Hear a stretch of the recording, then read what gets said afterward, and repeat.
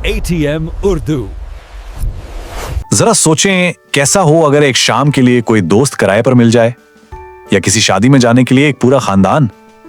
आज हम एक ऐसी ही अजीबो गरीब दुनिया में झांकने वाले हैं जहां इंसानी रिश्ते और ताल्लुकात किसी चीज की तरह खरीदे और बेचे जाते हैं। ये एक ऐसी इंडस्ट्री है जो जितनी दिलचस्प है उतना ही सोचने पर मजबूर भी करती है।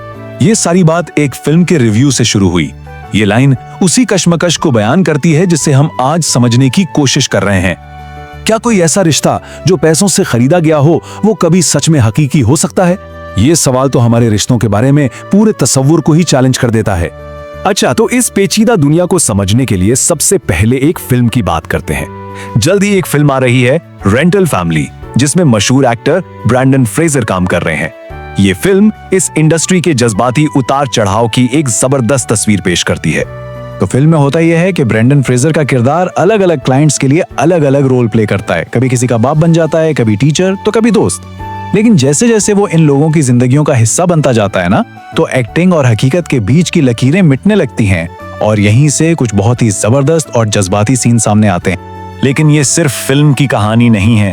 हकीकत में ऐसी सर्विसेज मौजूद हैं, बल्कि ये तो सालों से जापानी कल्चर का हिस्सा रही हैं और अब तो दुनिया भर में नजर आने लगी हैं।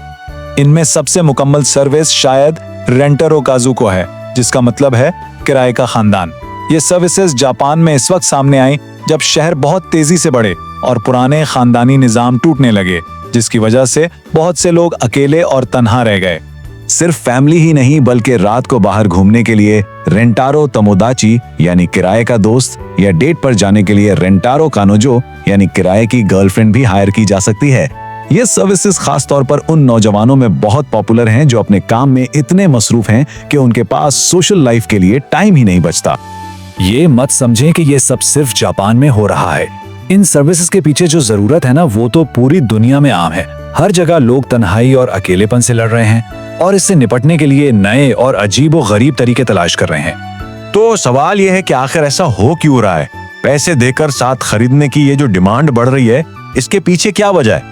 इसका जवाब हमें आज की जिंदगी की हकीकतों के बारे में बहुत कुछ बताता है। इसकी कई बड़ी वजूहात हैं।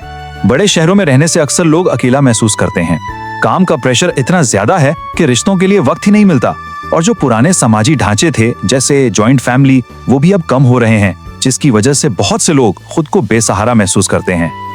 और ये कोई नई बात नहीं है, ये तो इंसान की बुनियादी जरूरत है। जैसा कि मशहूर साइकोलॉजिस्ट एब्राहम मैस्लो ने कहा था, हम सबको दोस्ती, अपनायत और मोहब्बत की शदीद ख्वाहिश होती है, और जब ये जरूरतें पूरी नहीं होती तो हम उन्हें पूरा करने के लिए कुछ भी करने को तैयार हो जाते हैं, भले ही उसके लिए पैसे ही क्यों ना देने पड़ें। तो जैसा पहले कहा, ये कहानी सिर्फ जापान तक महदूद नहीं है।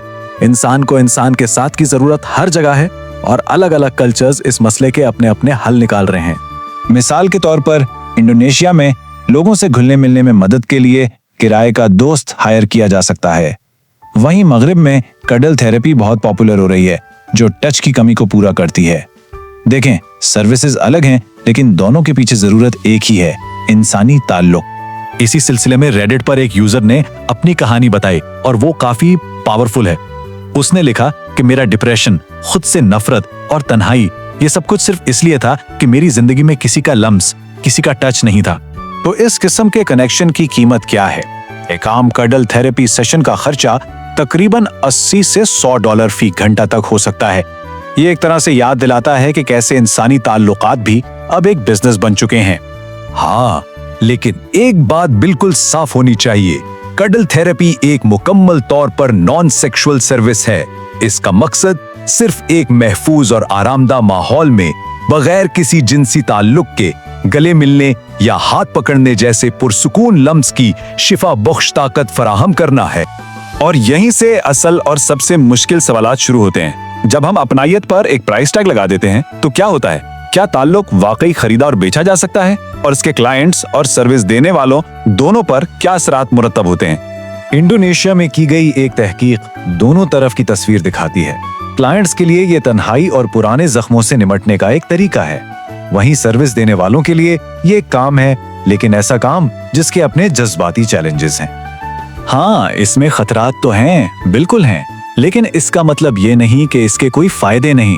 बहुत से क्लाइंट्स बताते हैं कि इससे उनकी खुद एतमादी में इजाफा हुआ और उन्हें अपने पुराने दुखों से बाहर निकलने में मदद मिली।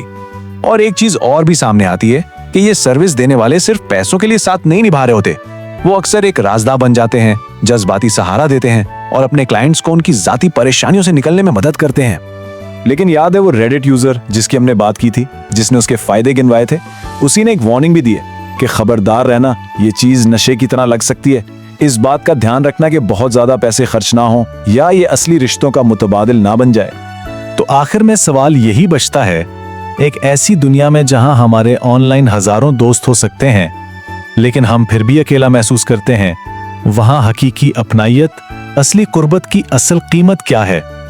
ये वो सवाल है जो हमें इस 21वीं सदी में इंसानी रिश्तों की नोयत पर दोबारा सोचने पर मजबूर करता है।